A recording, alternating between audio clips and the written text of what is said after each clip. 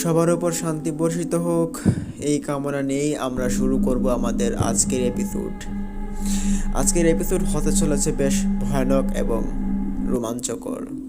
প্রিয় লিসেনার্স, আপনারা যারা যারা শুনছেন তারা অবশ্যই আমাদের চ্যানেলের সঙ্গে এখনও যারা সংযুক্ত হননি অবশ্যই সাবস্ক্রাইব বাটনটি প্রেস করে বেল আইকনটি অন করে দিন।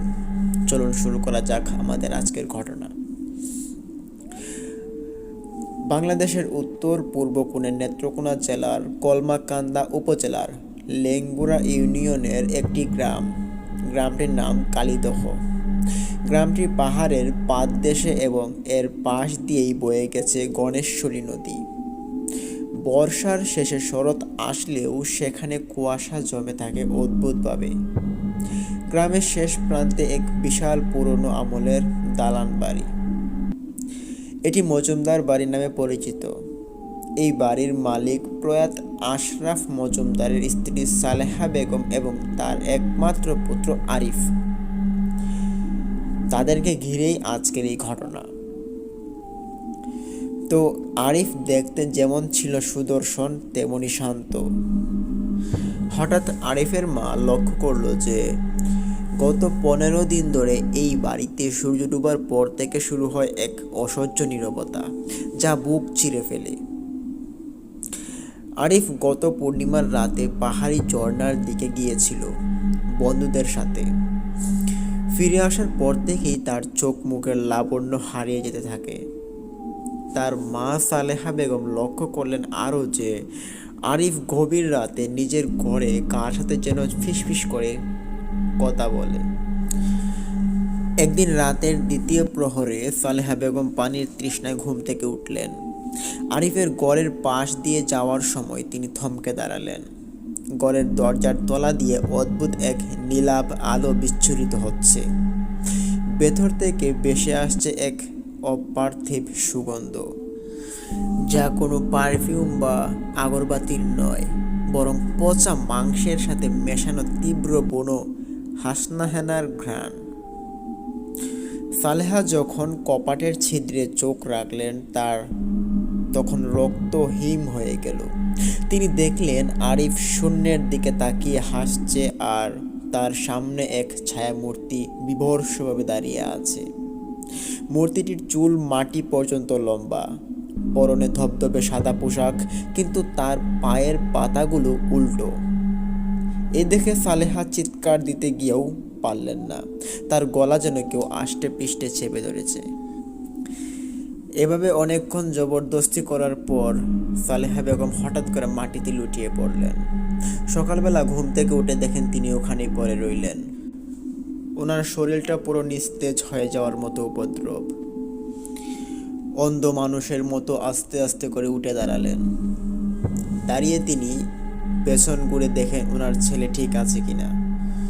দেখতে পারেন ওনার ছেলে আরিফ দিব্যি ঘুমাচ্ছে। কিন্তু ওনার এই রাতের দৃশ্যটুকু মনে পড়াতে আবার শরীর থমকে উঠল। অনেক চিন্তা ভাবনা নিয়ে তিনি রুমে আসলেন এবং বসে বসে ভাবছিলেন যে এখন কি করা যায়। অনেক কিছু চিন্তা ভাবনা করে ওনার এক ভাইকে সব ঘটনা খুলে বলেন এবং আশপাশে এতদিন ধরে কি হচ্ছে তাও বলেন। তখন ওনার ভাই একজন কবিরাজের সন্ধান দেন ওনাকে। তখন তিনি বলেন যে নিয়ে আসো। তখন সালেহা বেগমের ভাই পার্শ্ববর্তী জেলা সুনামগঞ্জের তাহিরপুর থেকে নিয়ে আসলেন এক কালজয়ী তান্ত্রিককে। নাম তার সিদ্ধেশ্বর কালাচার্য। এই সিদ্ধেশ্বর যখন মজুমদার বাড়ির সদর দরজায় পা রাখলেন, ঠিক তখনই মনে হলো সবার কাছে যে আকাশ ভেঙে বজ্রপাত হলো। লোকটার পরনে ছিল কালো আলখাল্লা, গলায় মানুষের হাড়ের মালা আর কপালে সিঁদুরের তিলক। তিনি বাড়ির উঠোনে পা দিয়েই থমকে দাঁড়ালেন। মাটির দিকে তাকিয়ে নসিকা কুঞ্চিত করে বললেন যে সালেহা বিবি, এ শুধু ভূত প্রেত নয়, এ হলো রক্তমুখী এক পিশাচিনী। আমি এখন যার গন্ধ এবং ঘ্রাণ পাচ্ছি তা ইঙ্গিত দেয় তোমার ছেলের ধ্বংস সে অনিবার্য ডেকে আনবে। তোমার ছেলের সঙ্গে ঘটে যাওয়া প্রত্যেকটা ঘটনা আমাকে পুঙ্খানুপুঙ্খভাবে খুলে বলো। তখন সালেহা বিবি যা জানতেন তার ছেলের বিষয়ে এবং তার বাড়ির আশপাশে প্রাকৃতিক অবস্থার যা অবনতি হয়েছে তা সব কিছু খুলে বললেন। তিনি খুলে বলার পরপরই বলতে লাগলেন যে, সালেহা বিবি, সে পরীর বেশ ধরে তোমার ছেলের শরীরের সমস্ত রক্ত বিন্দু বিন্দু করে চুষে নিচ্ছে। 7টা দিন আমাকে সময় দাও এই ভিটে। আমি এই ভিটে যজ্ঞ করব, কিন্তু মনে রেখো, এই 7 দিন এই বাড়ির চৌকাঠ কেউ পার হতে পারবে না। যদি হও তবে পিশাচিনী তোমার ছেলের কলিজা পর্যন্ত ছিঁড়ে নিয়ে যাবে। একথা শুনে সালেহা বিবি তিনি আঁতকে উঠলেন এবং আতঙ্কে ঘরঘরিতভাবে তান্ত্রিকের সাথে ঘন স্বরে কথা বলতে লাগলেন যে, আমার ছেলেকে আপনি বাঁচান। আমার ছেলের এত বড় ক্ষতি হোক সেটা আমি চাই না। আমার একটি মাত্র ছেলে। তখন তান্ত্রিক অভয় দিয়ে বললেন যে, আপনি যান, ঘরে যান এবং এই বাড়ি থেকে বের হবেন না, এবং আপনার ভাইকেও বলবেন যেন আগামী 7 দিন বাড়ি থেকে বের না হয়। তো এই কথা সালেহা বিবি তার ভাইকেও বলে দেন। সব কিছু শেষ করে সালেহা বিবি প্রতিদিনের মতো তার ছেলেকে ঘুম পাড়িয়ে এবং সে তার অন্য রুমে গিয়ে শুয়ে পড়লেন। এদিকে তান্ত্রিক আজকে থেকে প্রথম রাত গুনতে শুরু করলেন। তিনি প্রথম দিন 3 দিন তান্ত্রিক আরিফের ঘরের বাইরে বসে তান্ত্রিক মন্ত্র জপতে শুরু করেন। দ্বিতীয় দিন মাঝরাতে সারা গ্রাম থরথর করে কাঁপতে শুরু করলো। বাইরে কোনো বাতাস নেই, অথচ বাড়ির গাছগুলো এমনভাবে দুলছে যেন কোনো প্রলয় আসছে। আরিফ ঘরের ভেতর থেকে জানোয়ারের মতো গর্জন করতে শুরু করলো। তখন তার কণ্ঠস্বর বদলে গেছে। কখনো তা কোনো বৃদ্ধার হাহাকার, কখনো বা কোনো হিংস্র বাঘের ডাক। এর পরের দিন, পঞ্চম দিন, তান্ত্রিক যখন যজ্ঞের আগুনে ঘি ঢালছেন, তখন হঠাৎ করে ছাদ থেকে রক্ত বৃষ্টি পড়তে শুরু করলো। তান্ত্রিকের কপাল দিয়ে ঘাম ঝরছে। তিনি বিড়বিড় করে জপ করছেন। তারপর সপ্তম দিন শেষ রাতে তান্ত্রিক হঠাৎ করে এক বিকট হুঙ্কার দিয়ে উঠলেন। তিনি আরিফের কপালে একটি বিশেষ ধাতু স্পর্শ করালেন। সাথে সাথে আরিফের মুখ দিয়ে কালচে রঙের ধোঁয়া বের হয়ে গেল এবং সে নিস্তেজ হয়ে মাটিতে লুটিয়ে পড়ল। এক গোপন ইতিহাসের উন্মোচন ঘটল তখন সকালবেলা। কুয়াশাচ্ছন্ন উঠোনে গ্রামের গণ্যমান্য কয়েকজন মানুষ আর আতঙ্কিত সালেহা বেগম বসে আছেন। তান্ত্রিক সিদ্ধেশ্বর তার রক্তবর্ণ চোখগুলো মেলে ধরলেন। তার কণ্ঠস্বর গম্ভীর হয়ে এলো। তিনি বলতে শুরু করলেন, আপনারা ভাবছেন আজ আরিফ বেঁচে গেল, কিন্তু এই পিশাচিনী কেন এই বাড়িতেই এলো তা কি জানেন?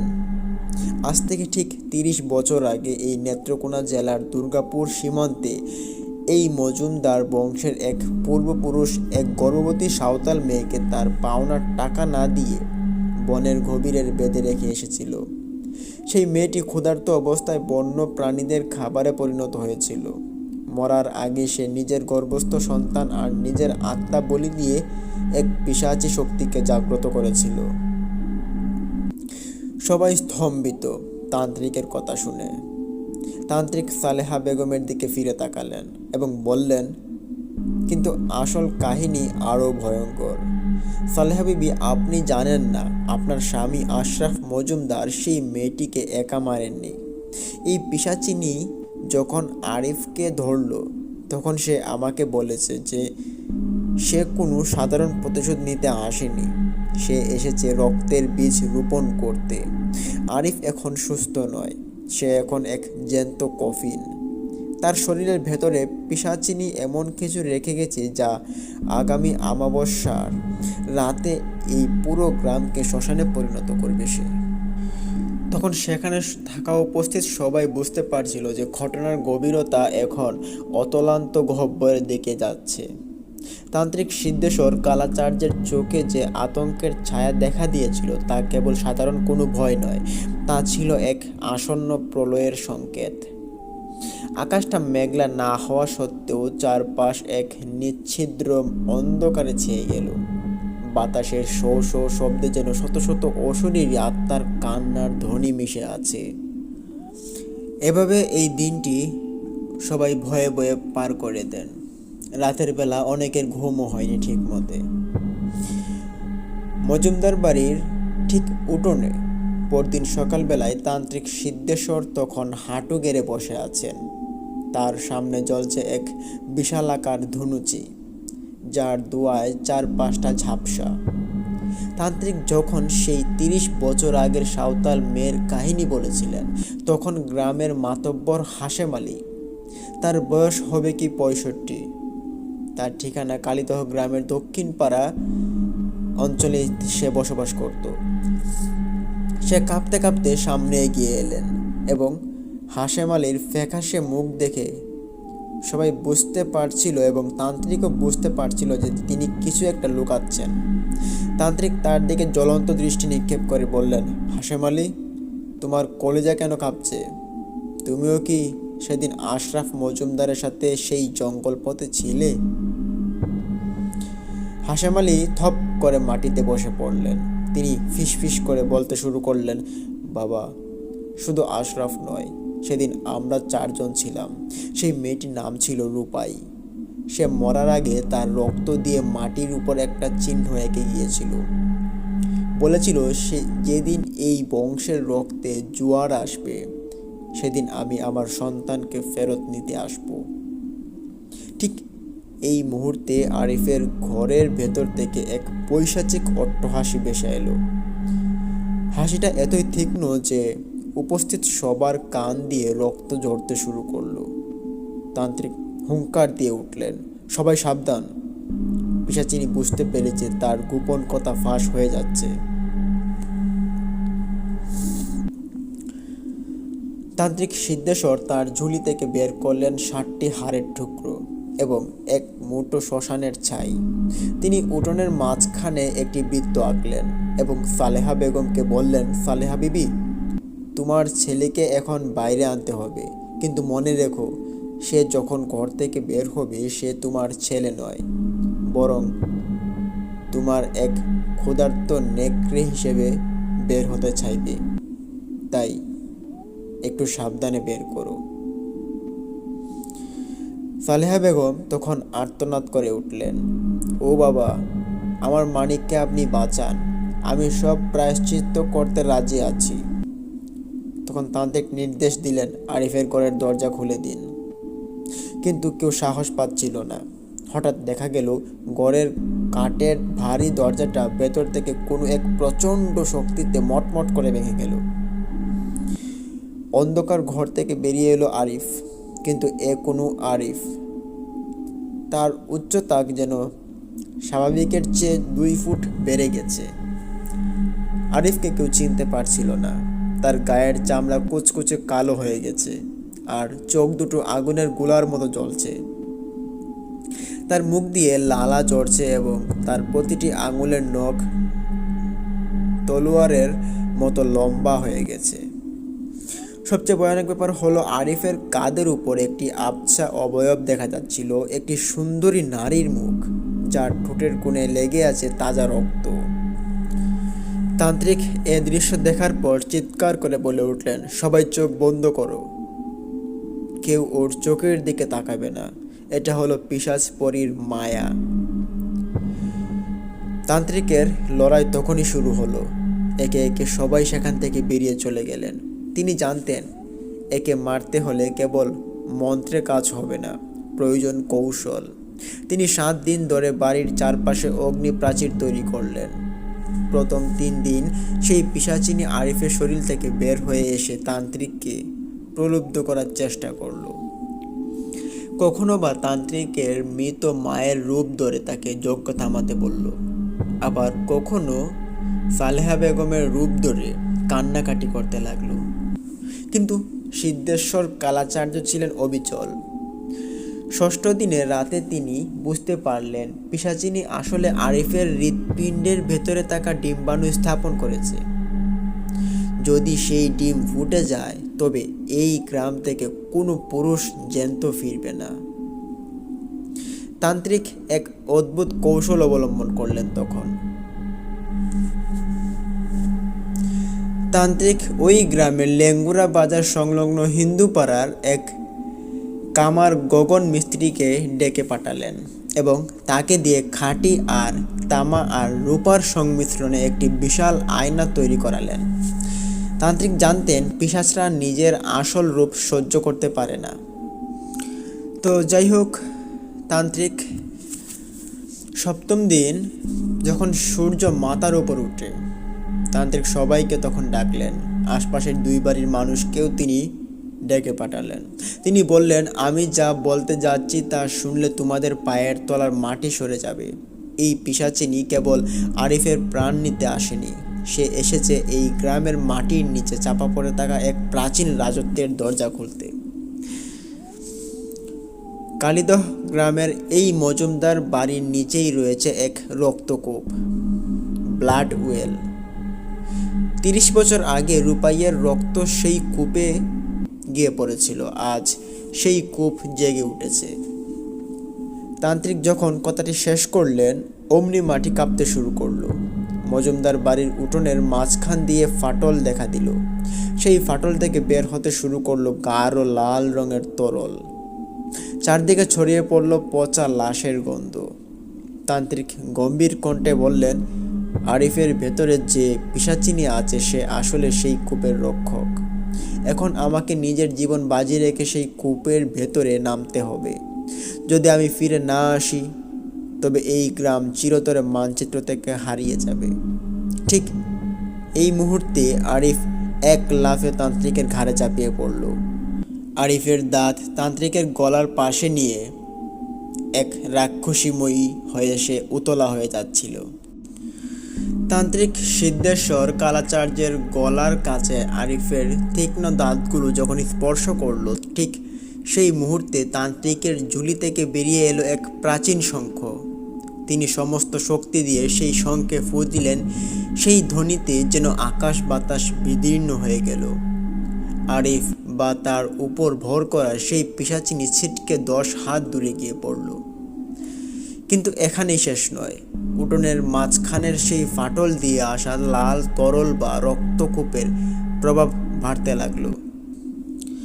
তান্ত্রিক সিদ্ধেশ্বর বুঝতে পারলেন উপর থেকে মন্ত্র পড়ে এই অপশক্তিকে দমন করা অসম্ভব। তিনি সালেহা বেগমকে উদ্দেশ্য করে বললেন, সালেহা, তোমার ছেলের জীবন এখন সুতোয় ঝুলছে। আমি এই রক্তকূপের ভেতর নামছি। যদি আমি ফিরে না আসি তবে আজ রাত 12টার পর এই বাড়িতে আগুন ধরিয়ে দিও। কেউ যেন বেঁচে না ফেরে, কারণ বেঁচে থাকলে তারা মানুষ নয়, রক্ত খেকো প্রেতাত্মা হয়ে জন্মাবে।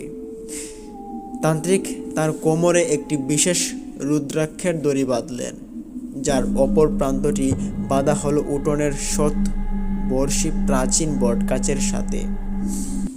তিনি হাতে নিলেন একটি মহাবৈরব খড়গ এবং মুখে একটি বিশেষ শিকড়। শিকড়টি তিনি চিবোতে শুরু করলেন, যা তাকে মাটির নিচের বিষাক্ত গ্যাস থেকে রক্ষা করবে। তান্ত্রিক যখন সেই ফাটল দিয়ে নিচের দিকে নামতে শুরু করলেন, চারপাশের দৃশ্য দেখে তার অভিজ্ঞ চোখ ও কপালে উঠল। মাটির নিচে কোনো মাটি নেই, আছে কেবল হাজার হাজার মানুষের কঙ্কাল দিয়ে তৈরি একটি সুড়ঙ্গ। দেওয়ালগুলো ঠিক ঠিক করছে বীজে রক্তে। সেখানে গিয়ে তান্ত্রিক দেখলেন এক মায়াবী প্রাসাদের ধ্বংসাবশেষ। সেখানে সেই সাঁওতাল মেয়ে রূপাই বসে আছে, কিন্তু তার রূপ এখন এক অসামান্য সুন্দর পরীর মতো। তার চারপাশে শত শত কালো রঙের ছোট ছোট প্রাণী ঘোরাঘুরি করছে। তারা আর কেউ নয়, এই গ্রামের যারা গত 30 বছরে নিখোঁজ হয়েছে তাদের আত্মা। রূপাই খিলখিল করে হেসে উঠল।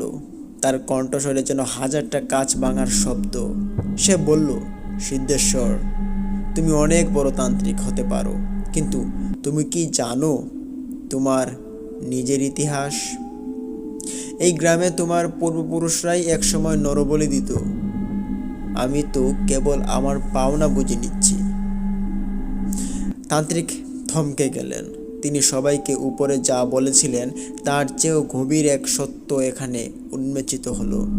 তিনি জানতেন না যে তার নিজের ঠাকুরদাদা একসময় এই কালীদহ গ্রামের জমিদারদের প্রধান পুরোহিত ছিলেন এবং তিনিই সেই রক্তকূপটি তৈরি করেছিলেন নিজেদের ক্ষমতা অমর করার জন্য। তান্ত্রিক বুঝতে পারলেন আরিফকে ধরাটা কেবল একটা বাহানা ছিল। আসলে পিশাচিনী তান্ত্রিককে এখানে টেনে নামাতে চেয়েছিল, কারণ এই কূপে যদি একজন খাঁটি তান্ত্রিকের রক্ত পড়ে তবে সেই পিশাচিনী অজেয় হয়ে যাবে এবং পৃথিবীর আলোয় বেরিয়ে আসবে। মাটির নিচে যখন তান্ত্রিক এই সত্যের মুখোমুখি, তখন উপরে শুরু হয়েছে মহাপ্রলয়। সালেহা বেগম তখন গড়ের ভেতরে আরিফকে শিকল দিয়ে বেঁধে রাখার চেষ্টা করছেন, কিন্তু আরিফের গায়ের জোর এখন 100 হাতির সমান। সে অবলীলায় লোহার শিকল ছিঁড়ে ফেলছে। সালেহা বেগম দেখলেন যে আরিফের গায়ের চামড়া ফেটে ভেতর থেকে ছোট ছোট সাদা পোকা বের হচ্ছে। এগুলো আসলে পিশাচিনীর লার্ভা। পাতালের সেই অন্ধকার প্রকোষ্ঠে তান্ত্রিক সিদ্ধেশ্বর নিজের খড়গ দিয়ে নিজের হাতের তালু চিরে ফেললেন। তিনি জানতেন পিশাচিনীকে মারার একমাত্র উপায় হলো তাকে নিজের রক্ত দিয়ে বিভ্রান্ত করা। তিনি নিজের রক্ত দিয়ে মাটিতে একটি মহাকালী যন্ত্র আঁকলেন। রূপাই যখন সেই রক্তের গন্ধে প্রলুব্ধ হয়ে কাছে এলো, তান্ত্রিক তার ঝুলি থেকে বের করলেন কামাখ্যা থেকে আনা এক চিমটি বজ্রের ভস্ম। তিনি সেই ভস্ম রূপাইয়ের চোখের উপর ছুঁড়ে মারলেন। পিশাচিনী এক বিকট আর্তনাদ করে উঠল। তার সুন্দর পরীর চেহারা পুড়ে গিয়ে কয়লার মতো কালো হয়ে গেল। সে মাটির উপর লুটিয়ে পড়ে ছটফট করতে লাগলো। তান্ত্রিক দেখলেন রূপাইয়ের পেটের ভেতর থেকে একটি ভ্রূণ বেরিয়ে আসছে, যার মুখটা অবিকল আরিফের মতো। তান্ত্রিক বুঝলেন পিশাচিনী আরিফের আত্মা চুরি করে নিজের গর্ভে ধারণ করেছিল। যদি এই ভ্রূণ নষ্ট না করা হয় তবে আরিফ কোনোদিন সুস্থ হবে না। তান্ত্রিক যখন সেই ভ্রূণটিকে আঘাত করতে যাবেন, ঠিক তখন উপর থেকে এক বিকট শব্দ হলো। মাটি ধসে পড়তে শুরু করলো। উপরে সালেহা বেগমের চিৎকার শোনা গেল। পিশাচিনী শেষ হাসিতে ফেটে পড়ে বলল, সিদ্ধেশ্বর, তুমি আমায় মারবে? তোমার গ্রামের মানুষই তো আমার মুক্তি চায়। দেখো উপরের দিকে। তান্ত্রিক উপরের দিকে তাকিয়ে দেখলেন গ্রামের শত শত মানুষ সম্মোহিতের মতো সেই রক্তকূপের কিনারে দাঁড়িয়ে আছে এবং তারা একে একে কূপের ভেতরে ঝাঁপ দেওয়ার চেষ্টা করছে নিজেদের বিসর্জন দেওয়ার জন্য। তান্ত্রিক সিদ্ধেশ্বর কালাচার্য যখন দেখলেন যে গ্রামের মানুষগুলো সম্মোহিতের মতো সারিবদ্ধভাবে সেই রক্তকূপের উপরে ঝটড়ে ঝাঁপ দেওয়ার চেষ্টা করছে, তখন তার শিরদাঁড়া দিয়ে একটা হিমশীতল স্রোত বয়ে গেল। উপর থেকে মানুষের আর্তনাদ আর নিচে পিশাচিনীয় পৈশাচিক উল্লাস, সব মিলে এক নরক গুলজার অবস্থা। মাটির নিচে পাতালপুরীর সেই রক্তকূপের গভীরে তান্ত্রিক সিদ্ধেশ্বর বুঝতে পারলেন এখন আর সাধারণ মন্ত্রে কাজ হবে না। তিনি তার গলার হারের মালাটি ছিঁড়ে ফেললেন এবং প্রতিটি হার একটি বিশেষ ছন্দে পাতালের দেওয়ালে গেঁথে দিলেন। এটি ছিল অষ্টপাশ বন্ধন। তান্ত্রিক নিজের বুকের রক্ত দিয়ে নিজের কপালে একটি উল্টো ত্রিশূল আঁকলেন। তিনি উচ্চস্বরে ডাক দিলেন, ওরে অভিশপ্ত রূপাই, তুই যে রক্তের মায়ায় এই গ্রামকে গ্রাস করতে এসেছিস, সেই রক্তই আজ তোর কাল হবে। পিশাচিনী রূপাই তখন তার সেই কুৎসিত জলসানো শরীর নিয়ে তান্ত্রিকের দিকে ধেয়ে এলো। তার নখগুলো এখন সাপের মতো কিলবিল করছে। তান্ত্রিক তার মহাবৈরব খড়গটি উপরে ছুঁড়ে দিলেন। খড়গটি শূন্যে ঘুরতে ঘুরতে আগুনের পিণ্ড হয়ে গেল। তান্ত্রিক এক লাফে রূপাইয়ের সেই পৈশাচিক ভ্রূণটির কাছে পৌঁছে গেলেন। তিনি দেখলেন ভ্রূণটি স্পন্দিত হচ্ছে এবং প্রতিবার স্পন্দনের সাথে সাথে উপর থেকে একজন মানুষ কূপে ঝাঁপ দিচ্ছে। গ্রামের অবস্থা এখন বর্ণনাতীত। সালেহা বেগম তখন উন্মাদিনীর মতো আরিফের ঘরে ঢুকলেন। তিনি দেখলেন আরিফের শরীরটা এখন আর মানুষের মতো নেই। তার গায়ের চামড়া ফেটে ছোট ছোট হাড্ডি বেরিয়ে আসছে। আরিফ তখন সালেহা বেগমের দিকে তাকিয়ে এক অমানসিক গলায় বলল, মা, আমার খুব খিদে পেয়েছে, তোমার কলিজাটা আমায় দেবে? সালেহা বেগম পিছিয়ে এলেন। ঠিক সেই সময় জানালার বাইরে তিনি দেখলেন এক বিশাল দৃশ্য। পুরো গ্রাম ঘিরে কালো মেঘের মতো হাজার হাজার পিশাচ উড়ে বেড়াচ্ছে। তান্ত্রিকের সেই বটগাছটি, যার সাথে দড়ি বাঁধা ছিল, সেটি হঠাৎ করে কাঁপতে শুরু করলো। পাতালের নিচে তান্ত্রিক সিদ্ধেশ্বর দেখলেন রূপাইকে মারতে হলে তার মায়াবিষ ধ্বংস করতে হবে। তিনি তার ঝুলি থেকে বের করলেন কামাখ্যা থেকে আনা এক অদ্ভুত জিনিস, একটি প্রাচীন শ্মশান কালীর মূর্তির চোখের মণি। তিনি সেই মণিটি সরাসরি রূপাইয়ের সেই ভ্রূণের উপর গেঁথে দিলেন। সাথে সাথে এক বিকট বিস্ফোরণ হলো। পাতালপুরীর দেওয়ালগুলো থরথর করে কাঁপতে লাগলো। তান্ত্রিক বুঝতে লাগলেন যে তিনি যদি এখন এই কূপ বন্ধ না করেন তবে পুরো গ্রাম মাটির নিচে তলিয়ে যাবে। তিনি তার বাম হাতের কনিষ্ঠা আঙুলটি খড়গ দিয়ে কেটে ফেললেন। এটি ছিল রক্ত বলি।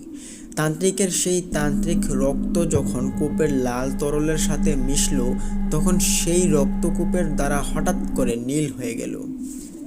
নীল হওয়ার সাথে সাথে উপর থেকে মানুষের ঝাঁপ দেওয়া বন্ধ হয়ে গেল। রূপাই তখন তার চূড়ান্ত রূপ ধারণ করল। তার উচ্চতা এখন অনেক লম্বা হয়ে গেছে। সে তান্ত্রিককে তার চুলের মুঠি দিয়ে তুলে ধরল। তান্ত্রিকের হাড় গোড় মটমট করে ভাঙার শব্দ শোনা যাচ্ছিল। কিন্তু সিদ্ধেশ্বর কালাচার্য ছিলেন মৃত্যুজয়ী। তিনি তার মুখ থেকে সেই গোপন শিকড়টি রূপাইয়ের মুখে থুতু দিয়ে ছুঁড়ে মারলেন। সেই শিকড়টি ছিল বর্জ্যদমনী। এটি রূপাইয়ের শরীরে লাগার সাথে সাথে তার শরীরে আগুন ধরে গেল। পিশাচিনীর আর্তনাদ করতে করতে জলে ছাই হয়ে যেতে লাগলো।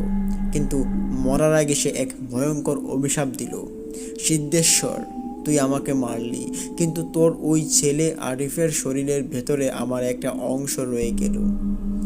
যেদিন আবার এই বংশে কোনো পাপ হবে, সেদিন আমি আবার ফিরে আসব। এ বলতে বলতে সে হঠাৎ করে ধোঁয়ার সাথে মিলিয়ে গেল। তান্ত্রিক তখন বুঝতে পারলেন তার হয়তো পতন ঘটেছে। এপাশ ওপাশ তাকাতে যখন তিনি উপরে তাকালেন, দেখলেন হা করে কয়েকজন মানুষ ওনাকে দেখছেন এবং উপরে ভোরের আলো ফুটেছে। সূর্যটা ঠিক আগে তান্ত্রিক সিদ্ধেশ্বর সেই দড়ি বেয়ে উপরে উঠে এলেন। তার সারা শরীর রক্তে ভেজা, কাপড় ছিঁড়ে গেছে, কিন্তু তার চোখে এক বিজয়ের জ্যোতি। উঠোনে এসে তিনি দেখলেন গ্রামের মানুষগুলো অচেতন হয়ে চারদিকে পড়ে আছে। সালেহা বেগম তখন আরিফের ঘরের সামনে বসে হাউমাউ করে কাঁদছেন। তান্ত্রিক ধীর পায়ে ঘরে ঢুকলেন। আরিফ তখন মেঝেতে পড়ে আছে, নিস্তেজ অবস্থায়। তান্ত্রিক আরিফের কপালে হাত রাখলেন। আরিফ ধীরে ধীরে চোখ মেলল, কিন্তু তান্ত্রিকের মুখটা হঠাৎ ফ্যাকাশে হয়ে গেল। তিনি দেখলেন আরিফের চোখের মণির ভেতরে একটি ছোট লাল বিন্দুর মতো কিছু একটা রয়ে গেছে। তান্ত্রিক সবাইকে ডেকে বললেন, পিশাচিনী মরেছে, গ্রাম রক্ষা পেয়েছে, কিন্তু এই অন্ধকার শেষ হয়নি। আরিফ এখন সুস্থ, কিন্তু সে কোনোদিন আর স্বাভাবিক মানুষের মতো হাসতে পারবে না, কারণ তার আত্মার অর্ধেকটা এখন পাতালের সেই রক্তকূপে রয়ে গেছে।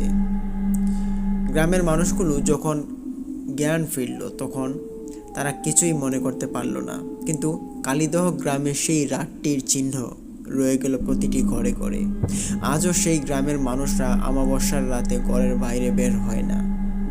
তান্ত্রিক সিদ্ধেশ্বর কালাচার্য তার ঝুলি নিয়ে গ্রাম থেকে বিদায় নিলেন। যাওয়ার সময় তিনি সালেহা বেগমকে একটি তামার কবচ দিয়ে বললেন, এটি আরিফের গলায় রাখবেন। যেদিন এই কবচটি নিজে থেকেই কালো হয়ে যাবে, সেদিন বুঝবেন যে পিশাচিনী আবার ফিরে এসেছে। এ বলে সে তান্ত্রিকটি এখান থেকে বিদায় নিয়ে চলে গেলেন। তারপর থেকে এই ঘটনাটি এই এলাকাতে আর ঘটেনি। এলাকার মানুষ তারপর থেকে ভালোই ছিল। এটি অনেক আগের একটি ঘটনা, প্রায় 1900 সালের আগের ঘটনা। ঘটনাটি আমাদের কালেক্ট করা হয়েছে ওই গ্রামের মুরব্বী মানুষের কাছ থেকে। অনেক মানুষের কাছে অনেক কিছুই ঘটনার সরঞ্জাম সংরক্ষিত ছিল সেগুলো আমাদের লোকেরা গিয়ে এক এক করে সব ঘটনা একত্রিত করে একটি ঘটনা আকারে তারা তৈরি করেছে। লিসেনার্স, এটি ছিল ঘটনাটি অবশ্যই খুব ভয়ঙ্কর ছিল। আমাদের দেশে আজকে থেকে অনেক বছর আগে অনেক রকমের ঘটনায় ঘটে থাকতো, যেগুলোর সম্মুখীন যারা হতো তারা বুঝতো যে কেমন ছিল সেই দৃশ্যময়। যাই হোক লিসেনার্স, আশা করি আপনাদের সবাই ভালো লেগেছে। এতক্ষণ থাকার জন্য আপনাদের সবাইকে জানাচ্ছি শুভেচ্ছা ও ভালোবাসার। আপনারা যারা এখনও আমাদের চ্যানেলটি সাবস্ক্রাইব করেননি, এখনই আমাদের সবার উপর শান্তি বর্ষিত হোক এই কামনা নিয়েই আপনাদের সাথে আমাদের পথ চলা। আজকে আপনাদেরকে একটি ভয়ানক ঘটনা শোনাতে যাচ্ছি। ঘটনাটি হতে চলেছে একটু ভয়ানক, তাই অবশ্যই সবাই ধৈর্য সহকারে আমাদের সাথে আজকে থাকুন। আশা করি অনেক কিছু জানতে পারবেন। চলুন শুরু করা যাক আমাদের আজকের ঘটনা। আর অবশ্যই চ্যানেলটি সাবস্ক্রাইব করতে আপনারা ভুলবেন না। অবশ্যই সাবস্ক্রাইব বাটনটি প্রেস করে দিন আর লাইক বাটনটি অবশ্যই প্রেস করে দিন।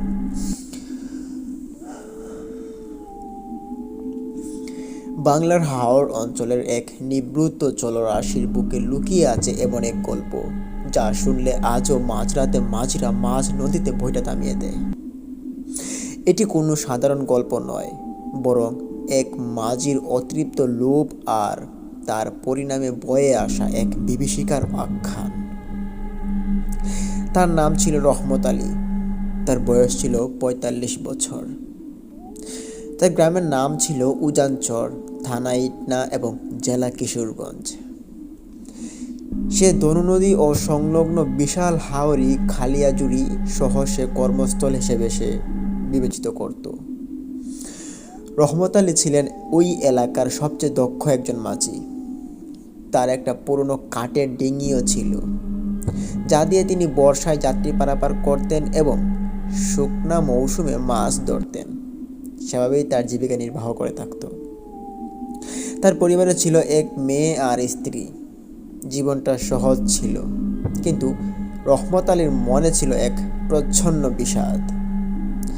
দারিদ্রতার বিষাদ। তিনি সবসময় চাইতেন রাতারাতি বড়লোক হতে। এই বেশি বেশি পাওয়ার নেশাই তাকে এমন এক পথে নিয়ে যায় যেখান থেকে ফিরে আসাটা তার পক্ষে অসম্ভব ছিল। তো ঘটনার সূত্রপাত এক আমাবস্যার রাতে।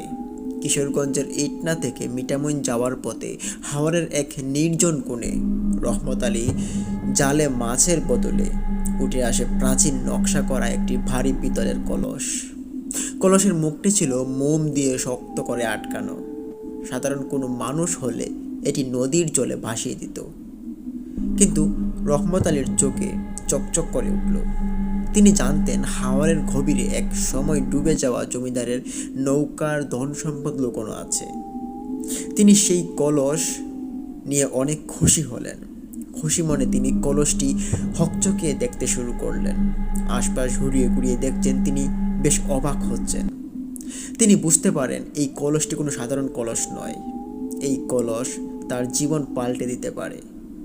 এই ভেবেই তার ডিঙিতে সেই কলসটি এক কোণায় রেখে দিল এবং তাড়াতাড়ি করে নৌকা চালাতে শুরু করলো। রহমত আলীর জীবনের এই বিভীষিকাময় অধ্যায়টি শুরু হলো সেই আমাবস্যার রাতে, যখন তিনি তার পুরনো ডিঙি নৌকায় করে কিশোরগঞ্জের ইটনার নির্জন হাওরেই খালিয়াজুড়ির বুক চিরে বাড়ি ফিরছিলেন। পিতলের সেই ভারী কলসিটি নৌকার পাটাতনের নিচে লুকিয়ে তিনি যখন উজানচরে গ্রামে নিজের জীর্ণ কুটিরে পৌঁছালেন, তখন রাত প্রায় 2টা বাজে। রহমত আলী জানতেন তার গ্রামের মানুষ জানলে বা পুলিশ খবর পেলে এই সম্পদ তার থাকবে না। তাই চরম লোভের বশবর্তী হয়ে তিনি সিদ্ধান্ত নিলেন এই সম্পদের কথা তিনি নিজের স্ত্রীকেও জানাবেন না। এই ভেবে তিনি বাড়ির পেছনে যান এবং একটি পুরনো গাব গাছ ওখানে তার দাদি রোপণ করেছিল। সে গাব গাছের মধ্যে অধিক ফলন ধরত। সে ভাবল সে এই গাব গাছের নিচেই সে এই কলসটি পুঁতে দিবে, যার নিচে জঙ্গল আর ঝোপঝাড়ের আধিক্য। রহমত আলী সেখানে গর্ত খুঁড়ে কলসটি লুকিয়ে রাখলেন। কিন্তু গর্ত বোঝানোর ঠিক পরপরই প্রথম অদ্ভুত ঘটনাটি ঘটল। চারপাশ একদম নিঝুম, কিন্তু রহমত আলীর মনে হলো তার ঠিক কানের কাছে কেউ অত্যন্ত ভারী গলায় দীর্ঘশ্বাস ফেলল। তিনি চমকে পেছনে তাকালেন, কিন্তু ওখানে কেউ নেই। শুধু গাব গাছের পাতাগুলো বাতাসের অনুপস্থিতিতেও প্রচণ্ড জোরে কেঁপে উঠল। অস্বাভাবিক উপদ্রবের শুরু হয় তখন থেকেই। যাই হোক, রহমত আলী সে ভাবল সে বিরাট বড় একটি কাজ করেছে এবং এই কাজটির জন্য তার ভবিষ্যতে আর কোনোদিন পেছনে ঘুরে তাকাতে হবে না। সে মনের আনন্দে ঘরের দিকে যেতে লাগলো এবং ঘরে গিয়ে ওদিন শুয়ে পড়ল। এর পরের দিন থেকেই শুরু হলো রহমত আলীর ঘরে এক বিভীষিকাময় অধ্যায়। রহমত আলী তিনি অনুভব করতে পারলেন তার ঘরের মধ্যে ইদানিং সবসময় পচা মাছের গন্ধ লেগে থাকত, অথচ ঘরে কোনো মাছ নেই। দনু নদী থেকে তিনি টাটকা মাছ ধরে আনলেও সেগুলো রান্নার আগেই পচে নীল হয়ে যেত। তার স্ত্রী আমেনা বেগম অবাক হয়ে বলতেন, ওগো, চাল ডাল সব কেমন যেন ছায়ের মতো হয়ে যাচ্ছে, এমন কেন হচ্ছে আমাদের? তখন রহমত আলী কিছু উত্তর দিতে পারেন না তিনি। তারপর রাতের বেলা রহমত আলী যখন ঘুমানোর চেষ্টা করতেন, তিনি স্পষ্ট তখন শুনতে পেতেন ঘরের টিনের চালে কেউ একজন ভারী বুট জুতা পরে পায়চারি করছে। তার কাছে মনে হতো যে ঘরের চাল মনে হয় এখনই ভেঙে পড়বে, অথচ তার স্ত্রী এরকমটা টের পেত না। যদিও সে বলতো, বলার পরও তার স্ত্রী বলতো হয়তো মনের ভুল। তারপর মাঝে মধ্যে তার মনে হতো কেউ একজন ঘরের খুঁটি ধরে প্রচণ্ড জোরে ধাক্কাচ্ছে এবং ঝাঁকাতে ঝাঁকাতে ঘরটা ফেলে দেওয়ার মতো উপদ্রব শুরু করেছে। রহমত আলী বাইরে বেরিয়ে দেখতেন চারপাশ জনমানবহীন, শুধু হাওরের জলরাশি থেকে এক অদ্ভুত হাহাকার ভেসে আসছে। একদিন গভীর রাতে রহমত আলীর তন্দ্রা ভেঙে যায়। তিনি দেখলেন তার ঘরের কোণে এক লম্বা একটা ছায়া দাঁড়িয়ে আছে। ছায়াটি মানুষের মতো, কিন্তু উচ্চতা প্রায় 7-8 ফুট। ছায়াটির চোখ নেই, কিন্তু রহমত অনুভব করতে পারছিলেন যে সেটি তার দিকেই তাকিয়ে আছে। রহমত আলীর গলা শুকিয়ে কাঠ হয়ে গেল। তিনি চিৎকার করতে চাইলেন, কিন্তু তার কণ্ঠস্বর কেউ যেন চেপে ধরল। সেই ছায়াটি ফিসফিস করে বলে উঠল, ফিরিয়ে দিয়ে আয়, যা, আমাদের কাছেই দিয়ে আয়। এরকম বিকট একটি শব্দ রহমত আলী শুনতে পেয়ে সে ঘাবড়ে যায় এবং ওখানেই সে সেন্সলেস হয়ে বিছানাতেই পড়ে যায়। তারপর দিন রহমত আলীর জ্ঞান ফিরে এবং জিজ্ঞেস করা হলে সে এই বিষয়ে কিছুই আর কাউকে বলে না। রহমত আলীর লোভ তাকে এতটাই অন্ধ করে দিয়েছিল যে তিনি ভাবলেন এগুলো তার মনের ভুল, কিন্তু শীঘ্রই তার শরীর ভেঙে পড়তে শুরু করলো। তিনি খেতে বসলে দেখতেন ভাতের থালায় ভাতের বদলে পোকা কিলবিল করছে। তার একমাত্র মেয়েটি হঠাৎ করেই কথা বলা বন্ধ করে দিল এবং সারাদিন ঘরের এক কোণে বসে কার সাথে যেন বিড়বিড় করে কথা বলতে লাগলো। সবচেয়ে ভয়ানক ঘটনাটি ঘটল এক সন্ধ্যায়। রহমত আলী গাব গাছের কাছে গিয়েছিলেন সম্পত্তি একবার দেখার জন্য।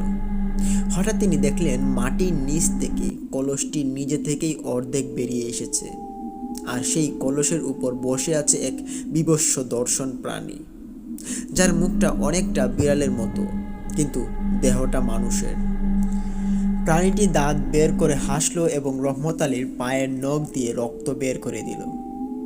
রহমত আলী তখন ভয় পেয়ে কাঁপতে কাঁপতে তখন সেখানেই জ্ঞান হারিয়ে ফেললেন এবং সেখানেই পড়ে রইলেন।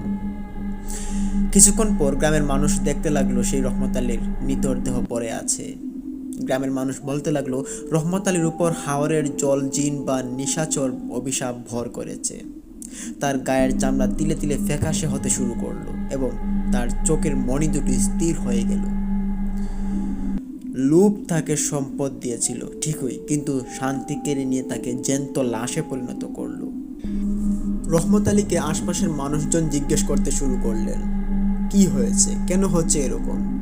তখন রহমত আলী কিছু একটা কথা চাপা দিতেন, সবাই সেটা বুঝতে পারত, কিন্তু কি চাপা দিচ্ছেন তা কিন্তু কেউ টের পেত না। তো এভাবে দিন চলেছে আরও 2 দিন। রহমত আলী অসুস্থ হয়ে বাড়িতে পড়ে রইলেন। এদিকে পুরো গ্রাম জুড়ে তার নামে প্রত্যেকটা মানুষজনই মাতামাতি করে বেড়াচ্ছে যে রহমত আলীর এই পরিণতি তার নিজের দোষেই হয়তো হচ্ছে, সে আমাদের কাছ থেকে কিছু লুকাচ্ছে। তারপর রহমত আলীর স্ত্রীকেও যদি কিছু জিজ্ঞেস করা হতো, সেও কিছু বলতে পারতো না। তারপর রহমত আলী 2 দিন অসুস্থ থাকার পর সে খানিকটা সুস্থ হয়ে ওঠেন। সেদিন ঘরের ভেতরে জ্ঞান ফিরে এবং সেখানে সে উঠে বসে সে কাউকেই দেখতে পাচ্ছিল না। এপাশ ওপাশ টাকাটাকি করছিল, কিন্তু তার ঘরের ভিতরে কেউ আসছে না। তার ছোট্ট মেয়েটাও দেখতে পাচ্ছে এক কোণে বসে বিড়বিড় করে বেড়াচ্ছে, কিন্তু কার সাথে কথা বলছে সে সেটা জানতো না। এই অবশ একটা দেহ নিয়ে সে তার মেয়েকে গিয়ে কিছু বলবে, তার ক্ষমতা ছিল না। তো সে হঠাৎ করে চোখ পড়ে তার ঘরের বাইরে, জানলা দিয়ে দেখতে পারে যে কেউ একজন হাত ইশারা করে তাকে ডাকছে, বলছে, রহমত আলী, বাহিরে আসো, তোমার সাথে অনেক কথা আছে, বাহিরে আসো। রহমত আলী এরকম দৃশ্য দেখার পর সে ওখানে আবারও অজ্ঞান হয়ে পড়ে। তার স্ত্রী এসে দেখতে পারে রহমত আলী অজ্ঞান এবং অচেতন অবস্থায় মাটিতে পড়ে আছে। তারপর রহমত আলীর স্ত্রী আবারও সেবায় নিয়োজিত হয়ে পড়েন। এদিকে রহমত আলীর ঘরের চাল ডাল সব ফুরিয়ে এসেছে। রহমত আলীর স্ত্রী চিন্তায় ভেঙে পড়েন, এখন কিভাবে তিনি কি করবেন। আশপাশে তাদের এমন কেউ ছিল না যে তাদেরকে সাহায্য করবে। কিছু মানুষ আসতো রহমত আলীকে দেখার জন্য, কিন্তু তারা সাহায্যের জন্য আসতো না, শুধু রহমত আলীকে দেখেই চলে যেত। এদিকে রহমত আলীর মেয়ে 2 দিন ধরে কিছু খায় না। সবাই লক্ষ্য করছে যে রহমত আলীর মেয়ে গুড়গুড় করে কিছু কাউকে কথা বলে, এবং অনেকে বলতে লাগলো যে তাকে হয়তো জিনে আসর করেছে, ভালো কোনো কবিরাজ দেখানোর জন্য। কিন্তু রহমত আলীর অবস্থা শোচনীয় হওয়াতে তার মেয়ের প্রতি কোনো যত্ন নেওয়া হচ্ছিল না, এবং তার মেয়ের কি হচ্ছে বা কি না হচ্ছে সে বিষয়েও সে খেয়াল রাখতে পারছিল না।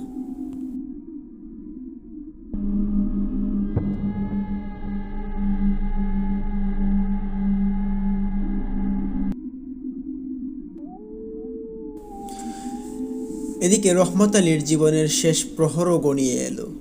কালু শাহ সমস্ত তন্ত্রমন্ত্র ব্যর্থ করে দিয়ে সেই অদৃশ্য শক্তি রহমতকে এক উন্মুক্ত ঘোরের মধ্যে ঠেলে দিল।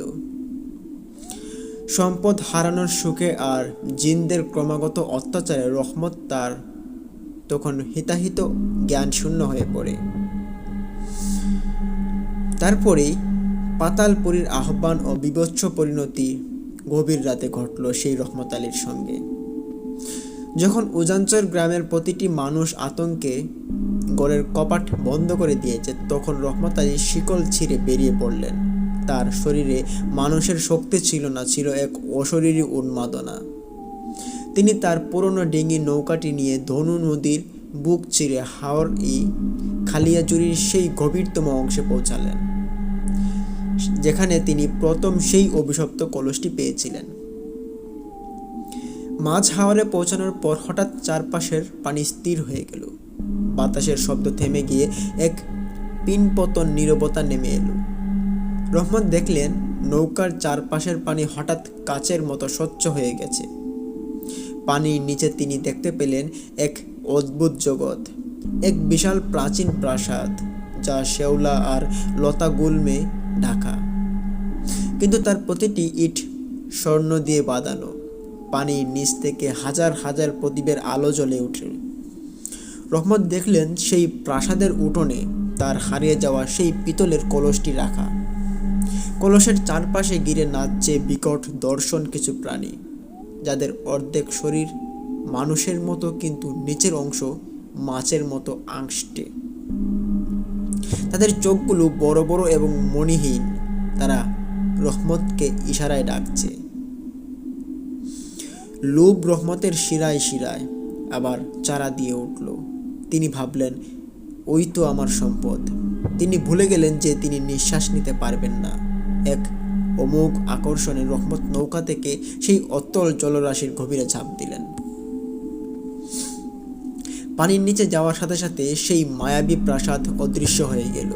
রহমত বুঝতে পারলেন তিনি এক মরণ ফাঁদে পা দিয়েছেন। সেই বিকট প্রাণীগুলো তাকে চারপাশ থেকে ঘিরে ধরল। তারা রহমতের শরীরে তাদের ধারালো নখ বিধিয়ে দিয়ে বলতে লাগলো উল্টাপাল্টা হাহাকার এবং চিৎকার। রহমত চিৎকার করতে চাইলেন, কিন্তু তার ফুসফুস লুনা পানিতে ভরে উঠল। জিনরা তাকে টেনে নিয়ে গেল এক অন্ধকার গুহার মতো জায়গায়। সেখানে তার রহমতের শরীরটাকে ছিঁড়ে খুঁড়ে ফেলতে লাগলো তারা জ্যান্ত শরীর থেকে অঙ্গ প্রত্যঙ্গ আলাদা করা হচ্ছিল, অথচ এক অলৌকিক শক্তিতে রহমতের প্রাণখানি বের হচ্ছিল না, যাতে সে প্রতিটি সেকেন্ডের যন্ত্রণা অনুভব করতে পারে। শেষমেশ রহমতের হৃৎপিণ্ডটি ছিঁড়ে নিয়ে তারা সেই পিতলের কলসের ভেতর পুরে দিল। রহমত আলীর নিথর দেহটি তখন এক বীভৎস মাংসের পিণ্ডে পরিণত হয়েছে। পরদিন সকালে গ্রামের জেলেরা যখন মাছ ধরতে বের হয়, তারা এক ভয়ানক দৃশ্য দেখে আঁতকে ওঠে। রহমত আলীর লাশটি পানির উপর ভেসে ওঠেনি, বরং সেটি খাড়া অবস্থায় পানির ঠিক আধ হাত উপরে দাঁড়িয়েছিল।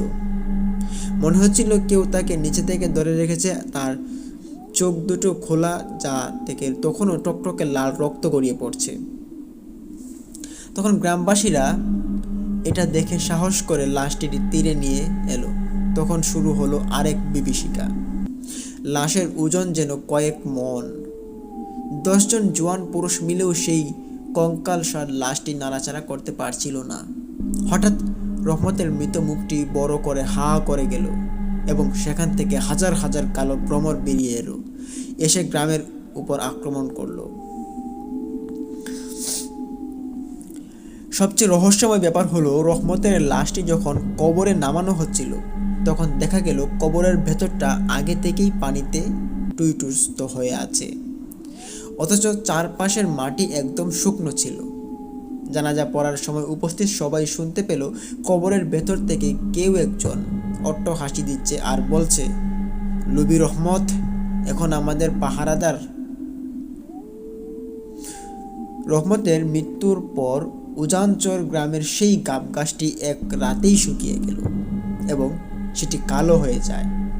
তার স্ত্রী আর মেয়ে সেই গ্রাম ছেড়ে নিরুদ্দেশ হয়ে যায়। তারপর থেকে তার স্ত্রীকে এবং তার মেয়েকে আর খুঁজে পাওয়া যায়নি। তাদের বংশেরও কাউকে আর পাওয়া যায়নি। আজও বর্ষাকালে যখন হাওর উত্তাল হয়, মাঝিরা বলে মাঝ নদীতে রহমত আলী ডিঙি নৌকাটি দেখা যায়। সেখানে একজন মাঝি একাকী বইটা বায় আর তার নৌকার পাটাতনে রাখা থাকে সেই অভিশপ্ত পিতলের কলস। লুব রহমত আলীকে কেবল শেষই করেনি, তাকে করে রেখেছে এক অনন্তকালের অভিশপ্ত আত্মা। এই ছিল আমাদের ঘটনাটি আমাদের পাঠিয়েছেন ওই গ্রামের একজন ভাই। যতটুকু তিনি পেরেছেন যে মানুষের কাছ থেকে কালেক্ট করে সত্য নির্ভর ঘটনা উপস্থাপন করেই তিনি আমাদেরকে দিয়েছেন। আশা করি ঘটনাটি আপনাদের অনেক ভালো লেগেছে। ঘটনাটি আসলে অনেক ভালো ছিল এবং ভালো হওয়ার চেয়ে আমাদের কাছে শুনতে ভালো ছিল। তবে যার সাথে এই ঘটনাটি ঘটেছে তার সঙ্গে খুব খারাপ ঘটেছে। যাই হোক, এখন আমরা শুরু করতে যাব আমাদের আজকের এপিসোডের দ্বিতীয় ঘটনা।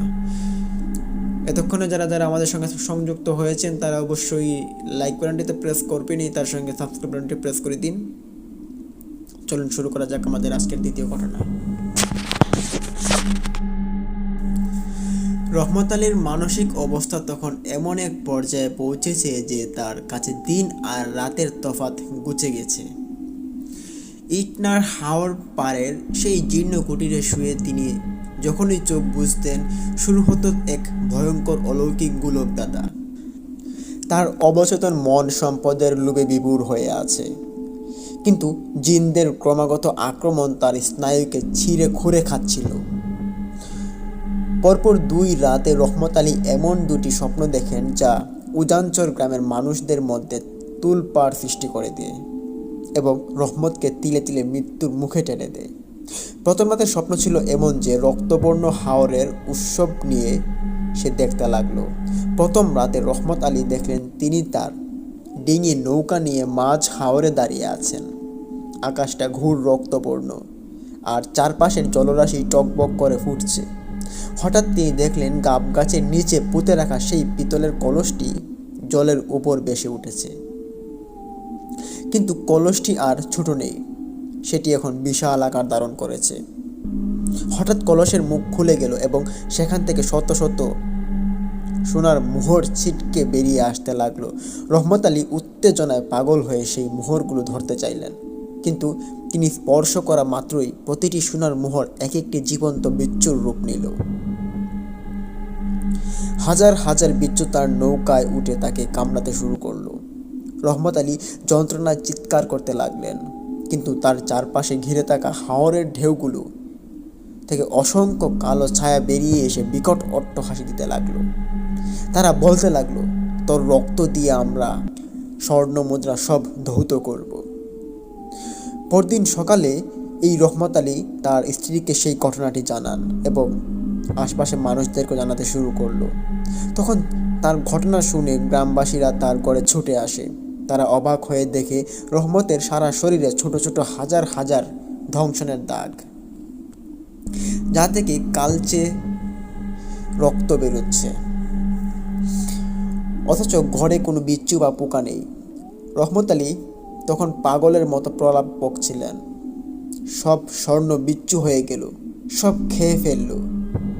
গ্রামের মাতাব্বররা ফিসফিস করতে লাগলো যে রহমত নিশ্চয়ই কোনো গুপ্তধনের অভিশাপ পেয়েছে, না হলে তো এমনটা হওয়ার কথা নয়।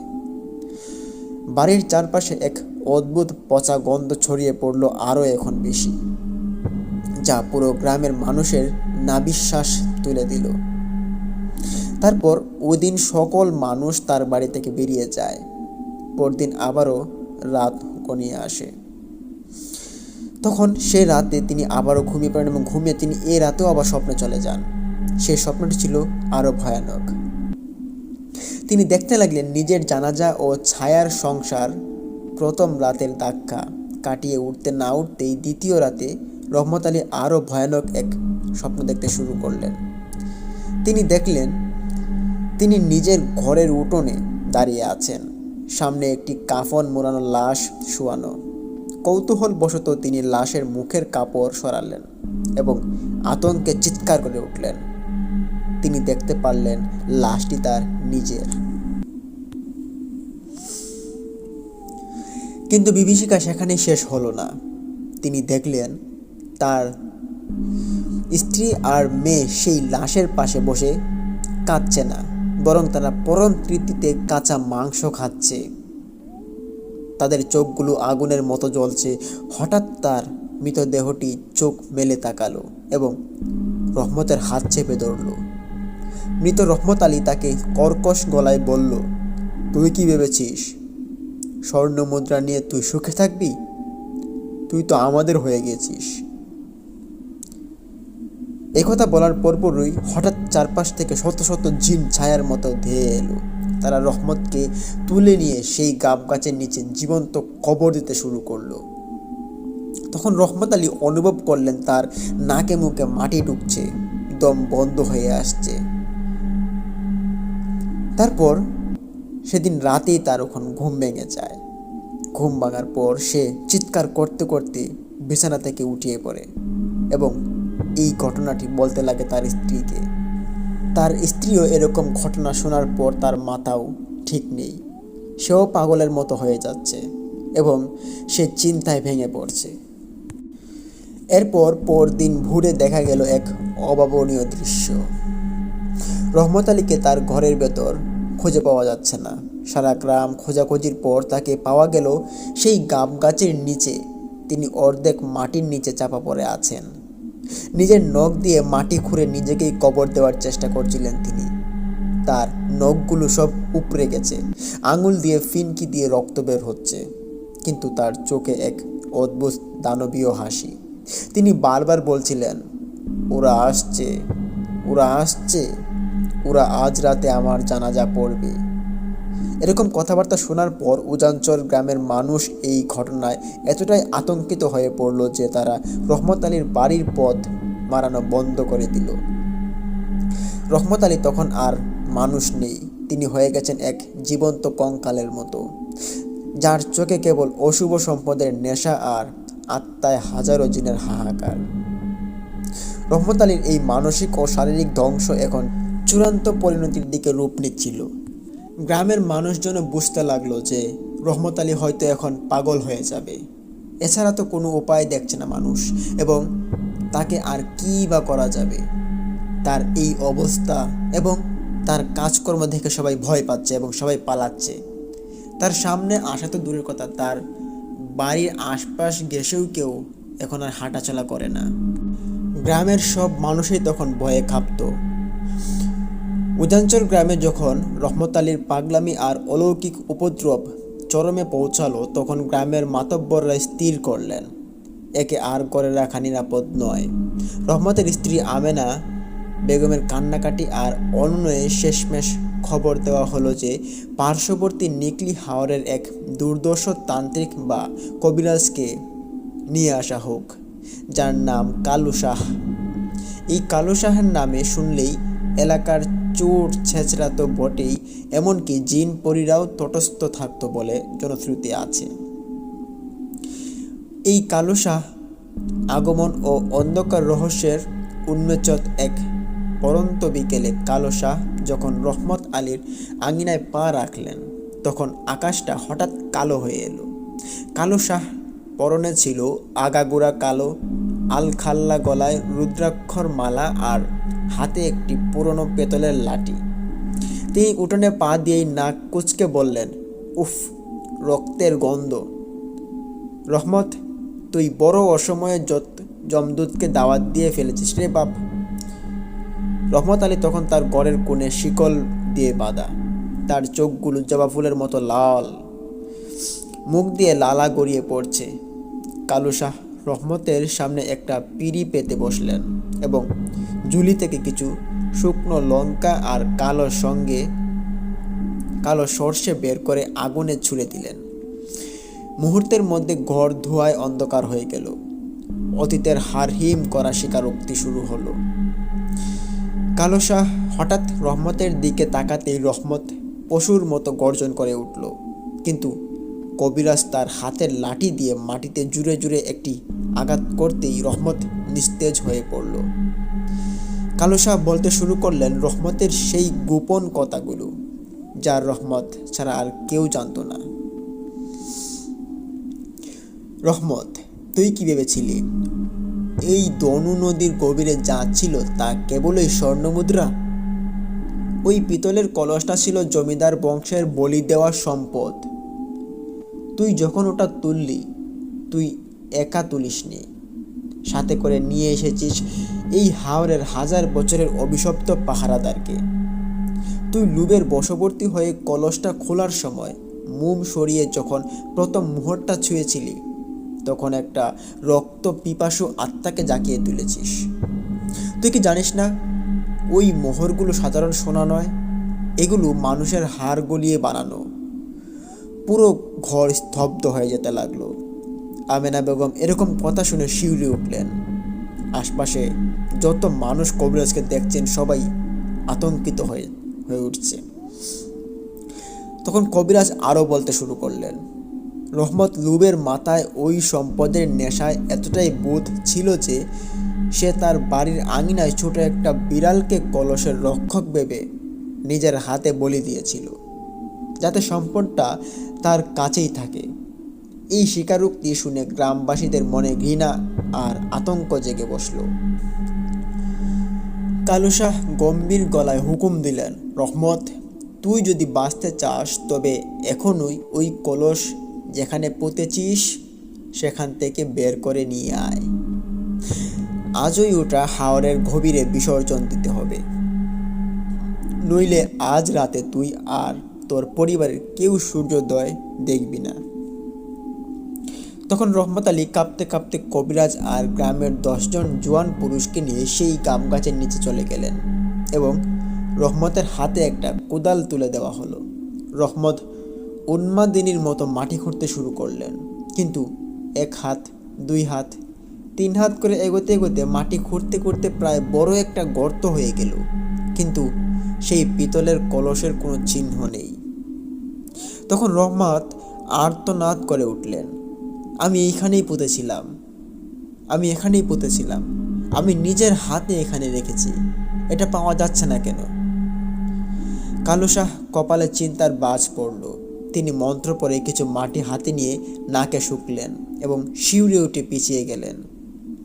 তিনি চিৎকার করে বললেন, মাটি সরে যা, এই সম্পদ এখন আর মাটির নিচে নেই, ওটা এখন ছায়াদের দখলে চলে গেছে। সম্পদ নিজে থেকেই জায়গা পরিবর্তন করেছে, অদৃশ্য শয়তানের খেলা শুরু হয়ে গিয়েছে। তখন হঠাৎ সবাই দেখতে লাগলো গাব গাছের মগডাল থেকে এক বীভৎস অট্টহাসি ভেসে আসছে।